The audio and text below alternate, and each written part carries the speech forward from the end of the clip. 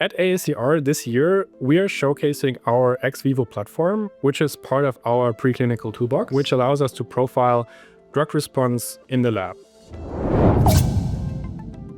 Hi, I'm Florian Uhlitz, a computational biologist at Immunai, where I lead a team focused on predicting the response to immunotherapies.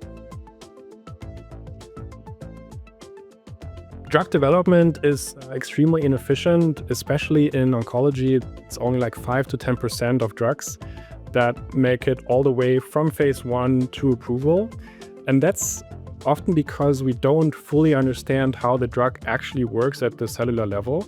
At Immunai, in a nutshell, we are trying to make this entire process from the discovery phase, the preclinical phase, to the clinical phase more efficient.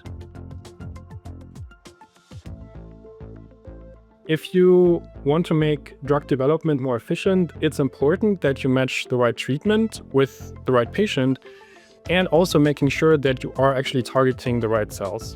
When a pharma company is developing a new drug, they often have a therapeutic concept in mind. There's usually an idea about the specific mechanism of action. There's like a hypothesis what cell types this drug will actually engage with. And because we have the capability to profile the immune system at the highest resolution on the single cell level, we can actually go and validate these exact hypotheses. We can identify what immune cell types a drug is actually binding to or not binding to. And that enables us to understand if a therapeutic concept is on the right track, and also what types of patients might be most appropriate to enroll in a clinical trial. At AACR this year, we are showcasing our ex vivo platform, which is part of our preclinical toolbox, which allows us to profile drug response in the lab. How this works is we take tumor samples from cancer patients, we culture them in the lab, and then we treat these tumor fragments with the drug candidate. We use single-cell profiling, we feed that data into our machine learning models, and then we learn what immune cell types are being engaged by the drug and which ones aren't.